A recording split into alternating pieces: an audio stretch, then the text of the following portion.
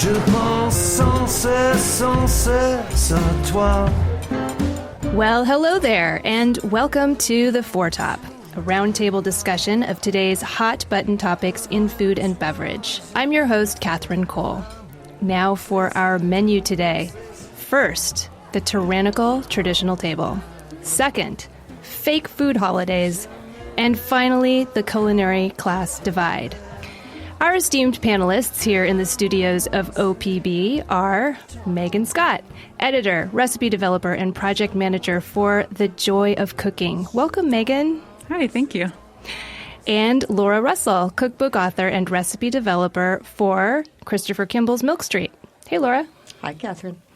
And Ivy Manning, author of 5 cookbooks and contributor to many national food publications. Hi, Ivy. Hello. And thank you for covering for Erin, who has been struck down with a horrible cold weather virus. No problem. The season. Yes.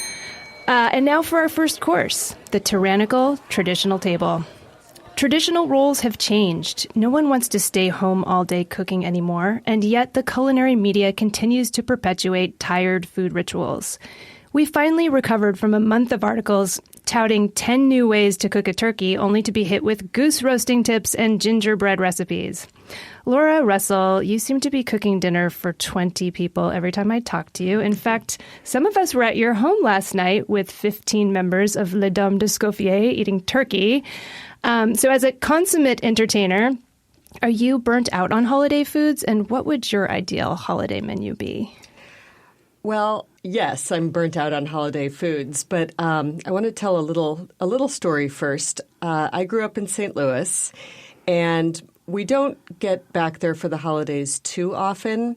But the last 2 times we've been to St. Louis, one was for Christmas and one was for Thanksgiving. I offered to cook for my extended family, and both times my mom's reaction was, "You're not going to mess with the meal, are you?" So as opposed to, the elation and joy I thought they might feel over having a professional cook, cook their holiday meals, the big concern was that I was going to mess with the traditional foods. So while my short answer is that I'm certainly burnt out on holiday foods, my question is, realistically, how easy is it to change people's minds about what they might want to eat for any holiday meal? And I guess we have to ask ourselves, what is driving their meal choice? Is it some sort of religious significance? Is it cultural background?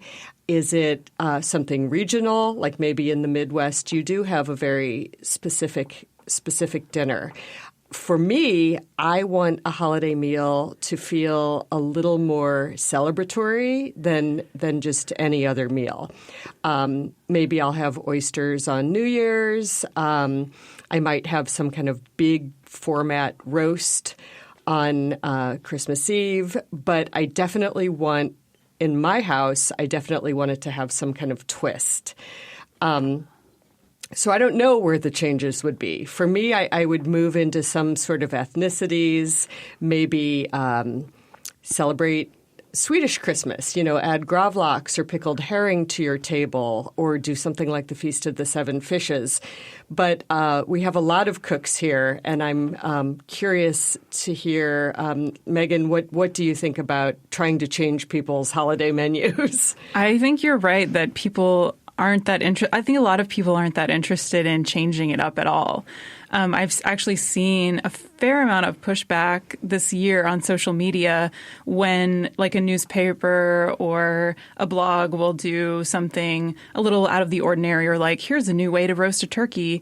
People in the comments are saying things like, do we really need another way to roast a turkey? Or I don't really, I'm just going to make my traditional stuffing like I make every year because that's what I do. And I think for a lot of people that continuity is really comforting, and especially coming off of this rough election year, I think a lot of people are probably just going to want to keep it the same. Like the comfort food. Yeah.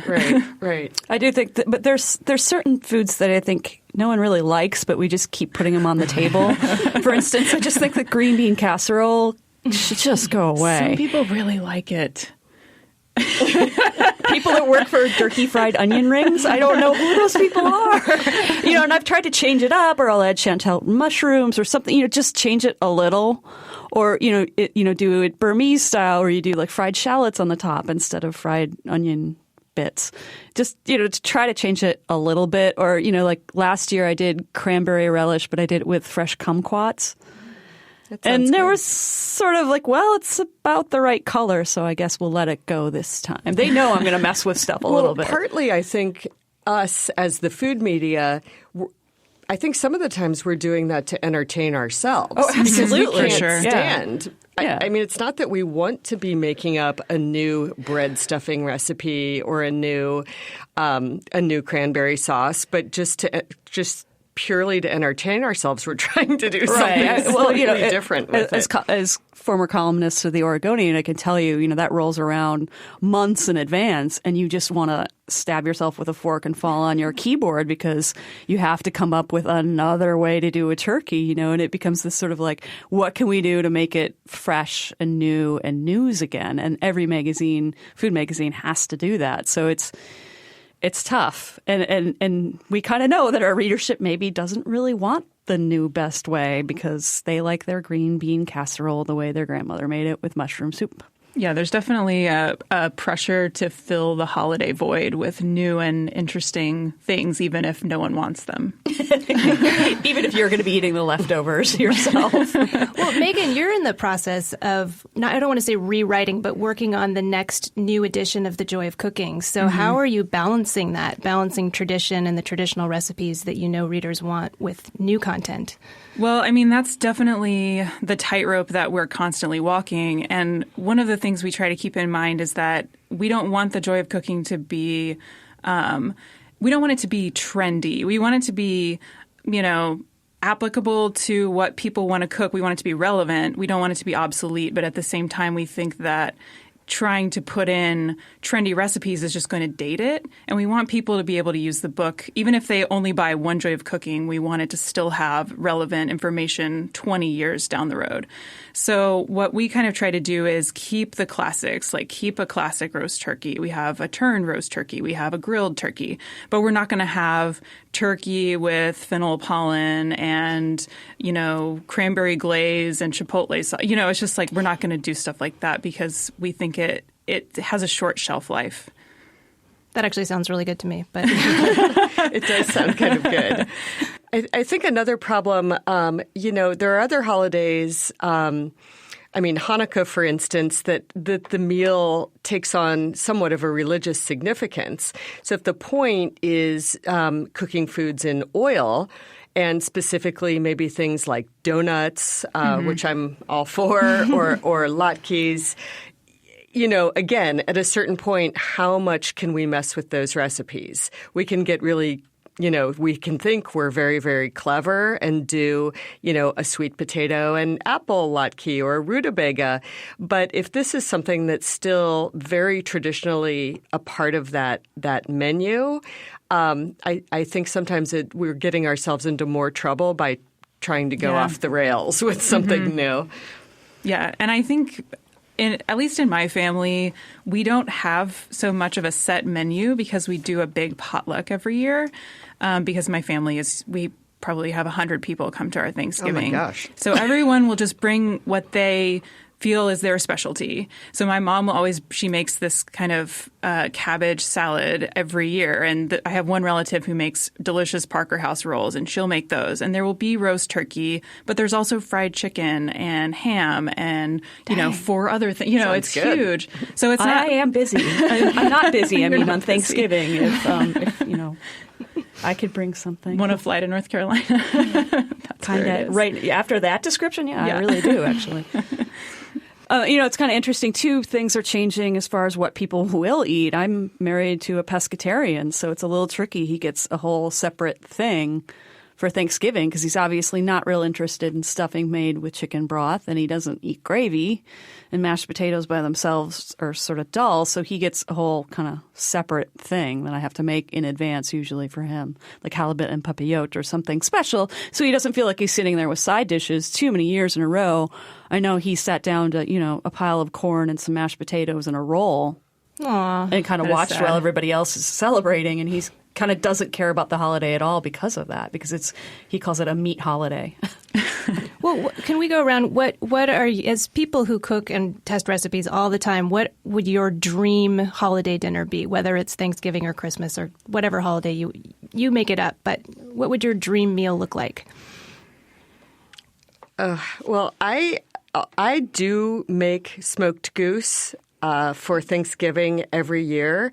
And it became sort of an accidental tradition. You know, I did it once, and my kids loved it. My husband loved it. And as you know, Catherine, I do entertain a lot, and I don't like to repeat menus.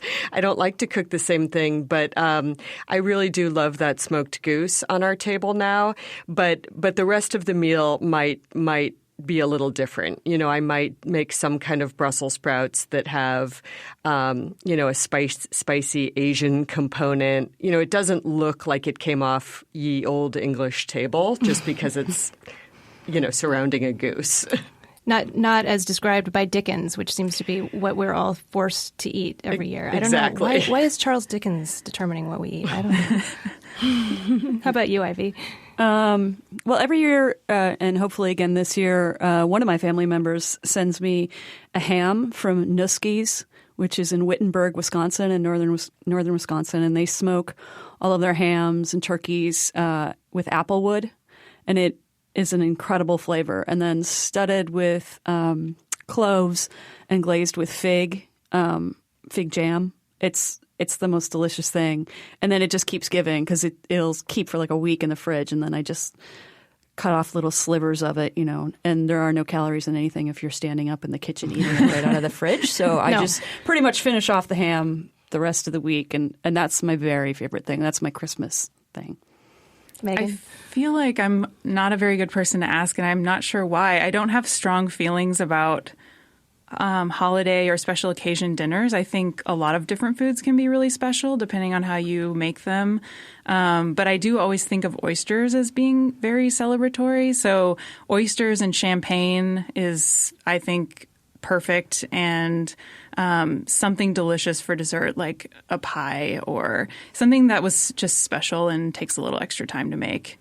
Oh, that sounds perfect to me. Oysters and pie. Wait, can I just bring up one thing? You mentioned earlier when we were talking that you can't stand making snickerdoodles. Is this true? Well, I just don't like them. I don't like the way they taste. I think they're boring. I think if you could make, there are so many cookie recipes that are amazing and interesting. And it's like snickerdoodles are so boring to me.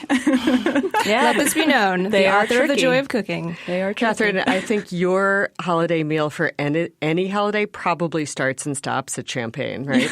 Actually, that to me, that's my perfect meal, just champagne. I do want to say, though, my dream Christmas meal would be a meal that actually, instead of being traditional in a Dickensian manner, was traditional in looking at where did Christianity come from, where does the Old Testament come from, looking back at the Levant and those delicious foods that we don't eat enough, and we really should be eating. If we're celebrating Christmas, we should be eating lentils and more pomegranate, and we should be eating hummus, and really celebrating that part of the world and thinking about how we can all be, all be brought together by food. That's my dream. I do have a recipe for mashed champagne. potatoes with frankincense and myrrh in it. If you would like that, I can pass that on later. Where do you get that? Though? I'm totally kidding. I know. You can't eat those. Don't eat them.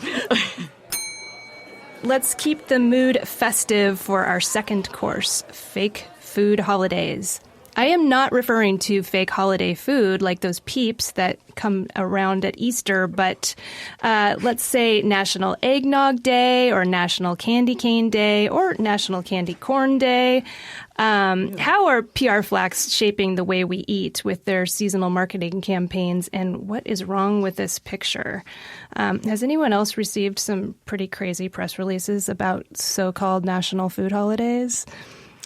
I receive these all the time. And,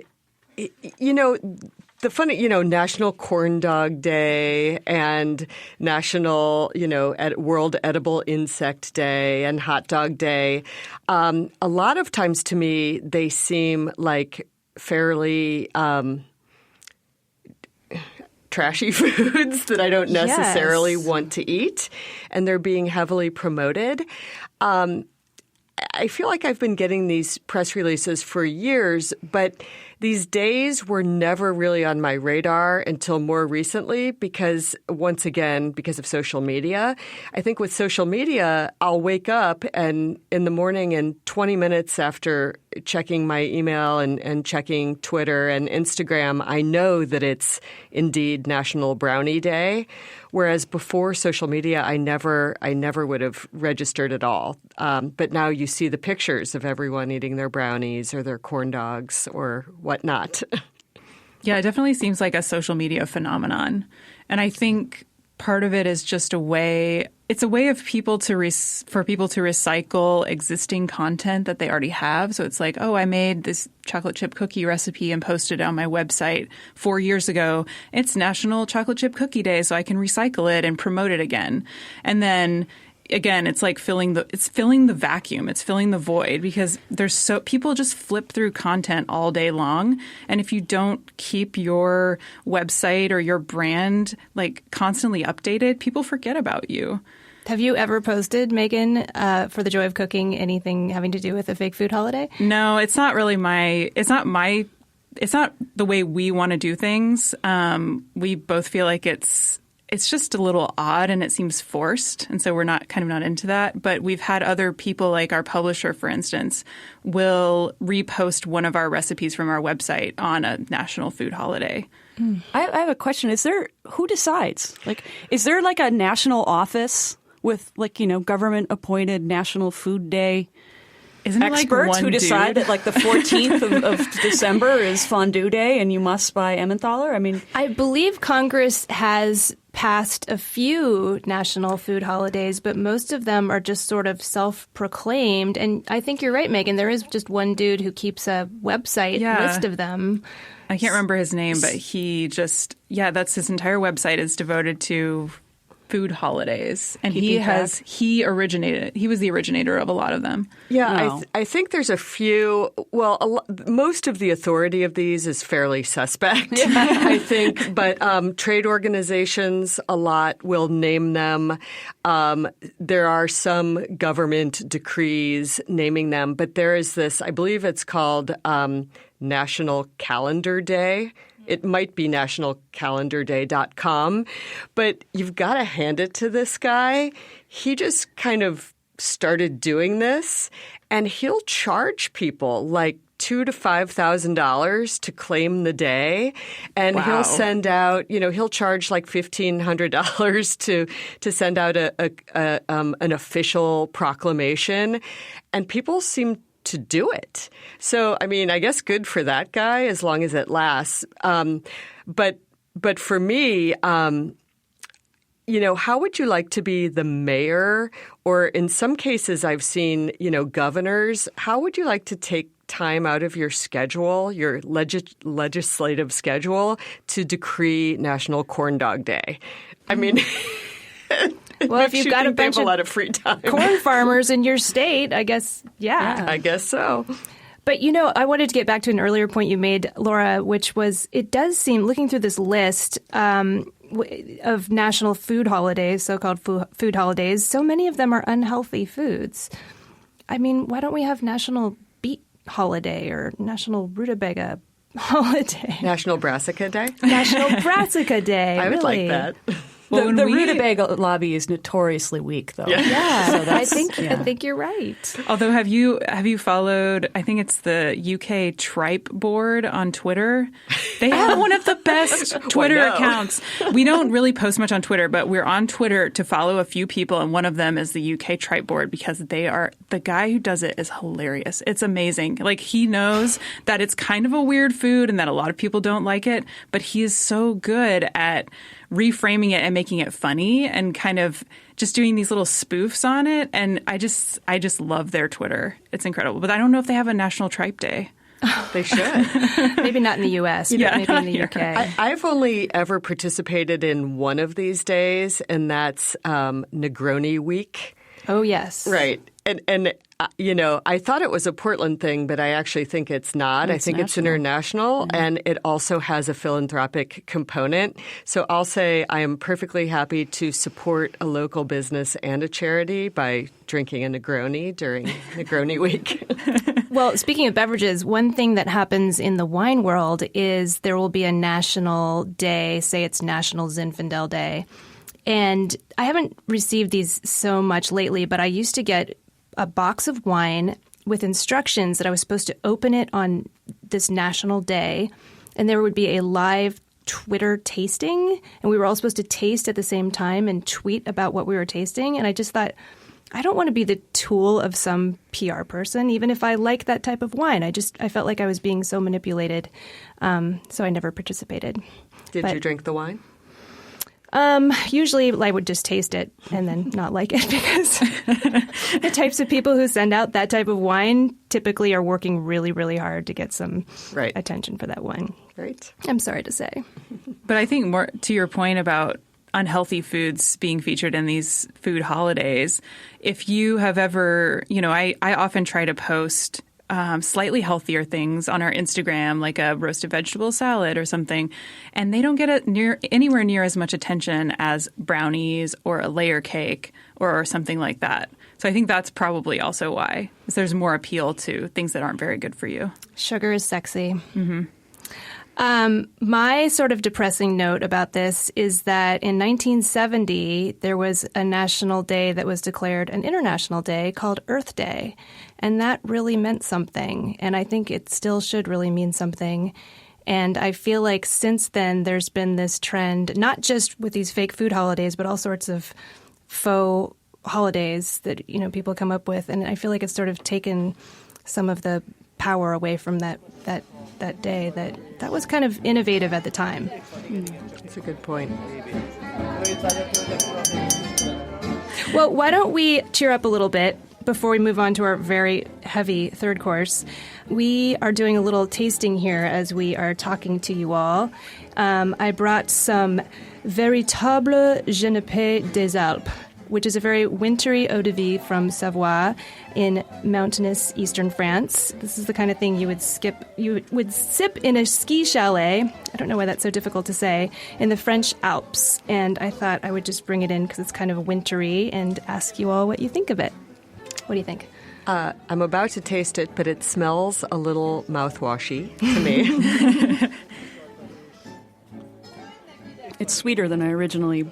It's very herbaceous on the nose, but then when you sip at the finish, it's actually quite sweet, almost desserty. It is a little sweet. And then you mentioned the Alps and a ski chalet, and it's like, I'm there. Yeah. Yeah. Then I get it. A little minty, a little pine needle, maybe. Mm-hmm. The mint and the sweet make me think of schnapps. Mm-hmm. Mm-hmm. A little bit. I really love it. I love anything that's herbaceous and mentholated, kind of. I would drink that after a meal for sure. And Megan, you were saying the other day you were tasting some chartreuse. How does this hold up to chartreuse? This is not as strong. This is not anywhere near as strong as the chartreuse, but I feel like the flavors are similar. Just the chartreuse was amped up quite a bit. And it actually peeled the paint off of it. Peeled the paint off the inside of the cups we were drinking it out of. I love that story. That means it's good for tailgating. Yes, that's how you know. I think chartreuse, I'm trying to go back through my beverage history that's in my brain. I believe it's from Eastern France as well, from the original Carthusian monastery. And there were only like 3 monks who know the recipe, and they pass it down. And so it's pretty expensive. There's a really strong green one and then a less strong, I believe, yellow one. And this Genepe, or Genepe, however you say it, is not too bad. I believe it's about $30 a bottle. So it's a little more in reach if you want to go for something really crazy. But I think it would make some nice wintry cocktails. I think so, too. Mm-hmm. It's actually quite good. I felt like I was giving it a bad rap by comparing it to schnapps, but it's quite good. It would make a good ice cream. Ooh. Like I've seen a chartreuse ice cream, but I think this might be even nicer because it's a little more mellow. Ooh, So is it like just a shot in a You just add it to the ice cream base. per like 4 cups of cream or whatever. Yeah. I love it. Great idea. Well, now that we've been talking about ski chalets in the Alps, let's talk about the culinary class divide and really reveal to the world that we're all food snobs. And and we probably shouldn't be talking about things you sip in the Alps. We should be talking about hunger. You claim to be a foodie. We claim to be foodies. We indulge our every edible whim. But do we donate to food banks? Do we help out at the neighborhood school's edible garden? In this season of reflection, let's take a hard look at ourselves and the industry that has become so central to American culture. Megan Scott, with nearly 50 million Americans living in food-insecure households today, do you feel like there's a little disconnect maybe between culinary culture and the reality that's the typical American kitchen? I think there's absolutely a divide between some food media and what most people are cooking. For instance, I love having... So my family lives in North Carolina, and I would call most of them to be very traditional home cooks, which means they cook out of necessity. They have to. That's, what they can afford to do. But my mother also enjoys cooking. So growing up, she cooked basically all of our meals for us. But, part of it would be homemade and part of it would be like rice-a-roni from a box or something out of a can. So she cooks, but she incorporates, prepared items into her cooking. So when I read the latest Bon Appetit and then I call my mom and talk to her about what she's been cooking, there is a huge divide. And my mom, I think, is more adventurous and a better cook than a lot of people are. So I try to always keep that in mind when we're trying to write recipes or we're thinking about like holiday content or something. But on the point of food insecurity and poverty, I mean, that's kind of a whole different ballgame, because that's not even, I feel like food media barely touches that at all. But you actually, what you brought up about the way your mother cooks, that reminds me of Sandra Lee, the way she cooks using, 70% store-bought, 30% fresh. And she grew up on food stamps in actually an abusive household. She has this amazing life story, and taught herself how to cook in that very way. And that was how she was able to feed her family, even though she was a child, basically cooking for the rest of her family. So I think cooking ultimately can be really empowering. But I think there's such a gap in culinary education, because it's not like it used to be where you would learn from your mother how to make something. That doesn't really happen anymore. So if people aren't being taught how to cook or how to, buy real food at the grocery store so that they can prepare healthful things for their families, you kind of run into this, like, people relying on prepared foods for like 90% of the things they eat. So I think there's an education problem, but also there's definitely an access problem as well. I've been involved in food journalism for about 20 years, and I can admit to many, many, many moments of self-reflection over this sort of fluffy decadence, fluffy indulgence issue. We see a lot of the celebratory, a lot of the excess, both in media and also in restaurants. But I think chefs and people in the food service industry in general are very, very generous people. They're generous with their time and their talents. So I do see a lot of industry people that are willing to share these things.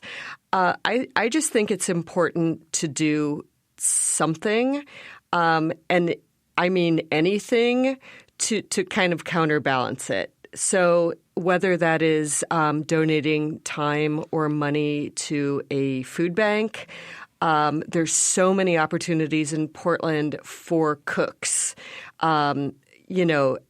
to cook a meal or serve a meal in a soup kitchen or places like New Avenues for Youth. And for me personally, I really like the teaching aspect. I like to teach classes to people who may be empowered by those culinary skills. But I really do think it's important for all of us to take on some role to even out the fluff. Mm-hmm. Ivy, you teach for the Oregon Food Bank as well. Is that correct? I am just signing up because I went to a really inspirational tour of the Oregon Food Bank, and the CEO, I believe her name is Susanna Morris. You can fact check Susanna Morgan. I actually talked to her, and we might play some quotes from her later in this. She's very inspirational, and I used to teach classes for a living, so it's really something I believe in. And when you look at the cheapest part of feeding and the best, most economical way to feed your family, you can look at buying in bulk, and buying on the perimeter of the grocery store. So not going into the maze in the center and buying the packaged food because that's more expensive. So for instance, you can buy, a pound of beans for like $1.14, but they're dried beans and you have to know how to cook them. And if you don't know how to cook them or you don't have the time or the wherewithal to understand that you could just chuck them in a slow cooker and cook them while you're, working one or two jobs, those are important life skills that aren't being taught. And like, to your point, Megan, you were saying, they're just not taught by moms, probably because moms have one or two jobs or three jobs. And they're not also, on the Food Network really either, are they? Right. That kind of skill isn't really taught on TV. That's more Cupcake War kind of stuff. Mm-hmm. And we don't have home ec classes really anymore. All of that got cut too. So people really don't understand where the food comes from or how to cook it. So, I believe that's a good add of my time that I know how to do these things and I can make that fun, I hope. I was just talking to somebody that works for a local school system in the kitchens, and she was saying that even her employees, she's switched over to much more fresh food than they used to have. They used to just have pretty much prepared meals that they would heat up in these tinfoil pans to feed the kids. And she was really alarmed because for a lot of these kids coming from food insecure families, that was pretty much the only square meal they were going to get. So she wanted to make sure to bring in fresh vegetables. So she's working with farmers locally. But she was saying even her own employees in the kitchens are food insecure. And there's very strict rules about taking leftovers home because it's federally funded. There's very strict rules about that. So having to bend the rules, stretch the rules, make sure that everyone gets fed fairly is nonstop work that needs to be done. So we've just had a very kind of divisive election season, and part of me wonders, is part of the divide, does it have to do with food? Does it have to do with the fact that some of us are sitting here on the West Coast eating very fresh, healthy, organic food, beautifully prepared, and others don't have access to that same food? Is there a way we can all come together through food? Well, if the post-election fallout isn't stressful enough, I can't even imagine getting into the conversations about, who will be the next agriculture secretary and how, we can get away from all these federally funded, corn crops that are turning into corn syrup and how the government's funding these unhealthy foods. So that's going to be a huge challenge for the new administration. But I think food insecurity, unfortunately, is always, a big topic on the table. And probably going to be pretty low on the list. I would imagine, just unfortunately. Well, I want to bring up a little ray of light, a little ray of hope from my conversation with Susanna Morgan, who is the president of the Oregon Food Bank.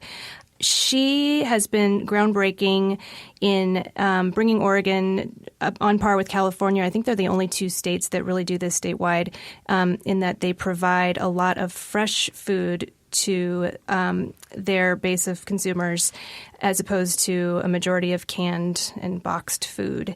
And she said this came about because she realized that the food bank has never really been able to meet the need, and they've never been able to feed everyone who's hungry. And she saw this opening, which, dun dun dun dun, leads back to episode 1 of this very podcast, which is food waste. She realized we have all these farmers in Oregon who are discarding fruits and vegetables that aren't pretty enough to make it to supermarket shelves. And so she believes in the model where you just hand a food bank consumer a box. You don't. It's not already filled for them. You let them just go choose things from the shelves, and a lot of the options are fresh fruits and vegetables. Well, and I think that will get back to Ivy's point, though, that it's just crucial for people to know basic cooking skills. Yeah. Mm-hmm. Yep.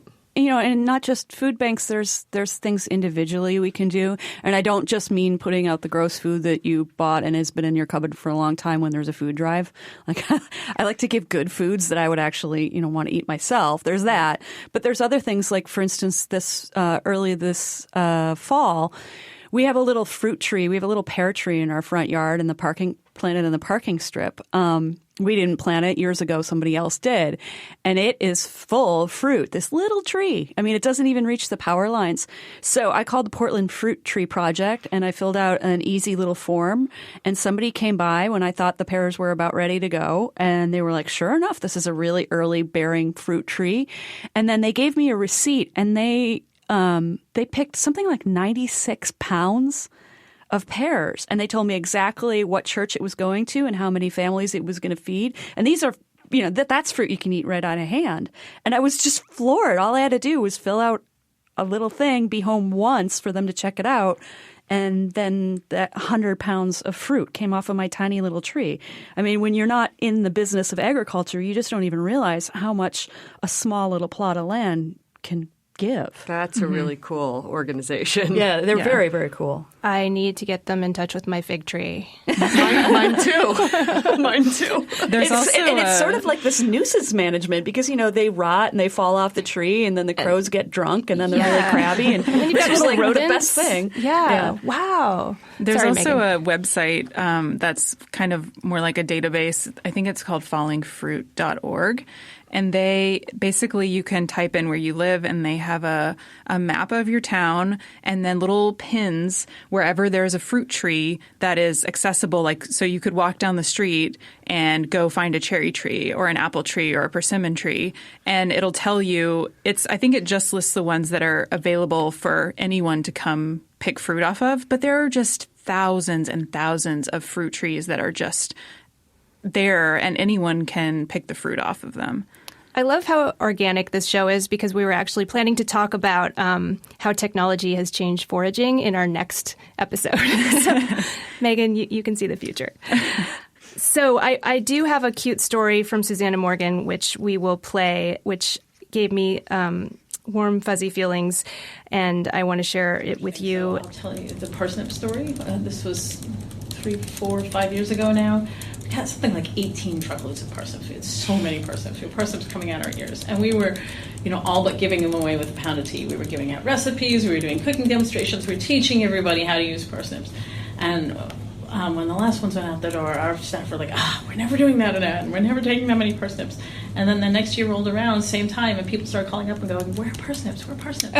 That is, our experience is that the barrier to having a new food that you've never tried before is pretty high. You have to learn how to cook it. You have to kind of have some adventurousness, some trust. But once you've tried it and you like it, it only takes that one try. So this just kind of gave me hope that through fresh food we can all come together. I don't know.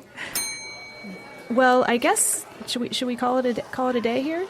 Have some dessert. Move on to some dessert.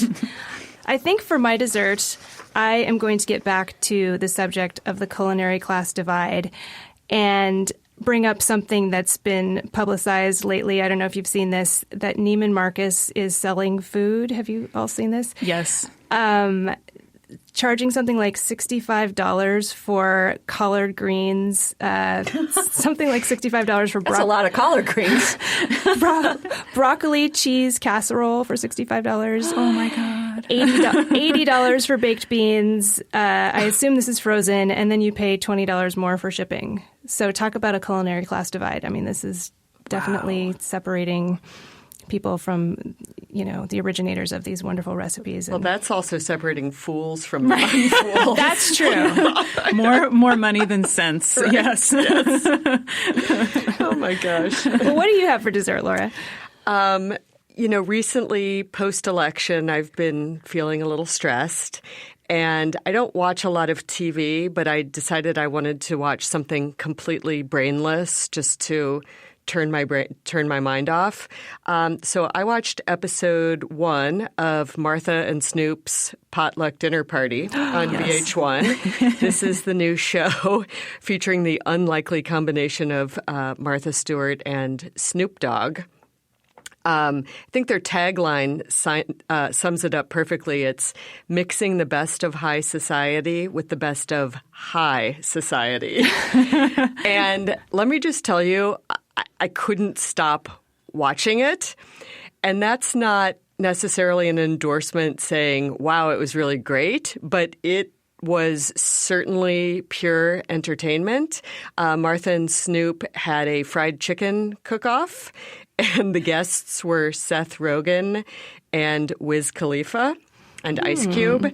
And let's just say I sat through this show with my mouth open thinking, I don't know how to define this. I don't know how I feel about it, but I'm not turning it off. So I hope we don't lose any listeners to this show. There you have it. This sounds great. I got to check it out. Check it out. How about you, Ivy? Well, we have a family tradition that doesn't involve cream of mushroom soup and green beans. We've been making it for years, and I actually heard about it first on WGN radio out of Chicago. And it is a cocktail that you can make for Thanksgiving, well, all of the holidays, really. And it's called the Gobbler. And the radio hosts actually had a few of them on the air while they were working. And it does loosen things up at holiday parties. And I think there might be a little need for that this year, especially in an election year. So it is called the Gobbler, and it's wild turkey. Mixed with cranberry juice cocktail and a little top of 7-Up. And in my family, we measure maybe the first one, and then after that, you just kind of free pour, depending on how the night's going. As the holidays should be. As the holidays should be. That sounds good. Megan, how about you? So in the spirit of non-traditional Thanksgiving food, this week we picked up a cookbook called The Adventures of Fat Rice. And it's the cookbook from this restaurant called Fat Rice in Chicago. And it's all about Macanese cooking, so recipes from Macau. And we just made a dish this week that is called po cock gai. It's Portuguese chicken curry. And I have to be honest, it's kind of one of the weirdest things we've ever cooked because the combination of ingredients is so unusual. It has like turmeric roast chicken, carrots, potatoes, chicken fat, croutons, Spanish chorizo, olives. It's just got all these really unusual things in it. So cooking this recipe was interesting because we couldn't just rely on like, oh, I know how to cook Thai food. I'm just going to follow the procedure that I normally do. It was just totally different, kind of made our brains work a little bit, and it was really delicious. It's the future Korean taco or something? I mean, that sounds I don't know. good. I think it's too weird for that, but I love it. This is what I want this time of year instead of turkey. I love that. Can I see the cover? It's got a great cover. Oh, that's fantastic. Yeah, it has It's very manga. It's got great illustrations inside too. Well, that's a good gift idea. A squid eating a ship. Good gift idea for me. Well, I think that's a wrap, everybody. A special thanks to our inspirational panelists. Megan Scott, how soon will we see the new Joy of Cooking? Fall 2019. All right. I will be counting down the days. And Ivy Manning, who will get you and your family through the holidays with her cookbook, The Adaptable Feast. And Laura Russell, whose cookbook, Brassicas, will make your holiday meal healthy and hearty. You guys were the best. Thank you. Thank you. Thanks. Hey, listeners, we want you to savor the conversation with us. Please, please, please subscribe to The Foretop on iTunes, NPR One, or however you get your podcasts. And please, please, please leave us a rating. At facebook.com/theforetop, you can suggest topics for us to discuss, after you like our page, of course. And tweet us, por favor, at @4top, all one word. Today's show was recorded in the studios of OPB in the high-fiber, protein-packed city of Portland, Oregon. Our producer is Alex Ward. Special thanks to OPB sound technician Hakeem Hasworth. And our theme music was performed by the incomparable wine importer, Kermit Lynch. I hope you can join us for our next episode, and please tell your friends about the Four Top and give us some loving feedback in iTunes. Ciao! Nuit blanche, nuit blanche, nuit blanche. Did anyone leave a tip?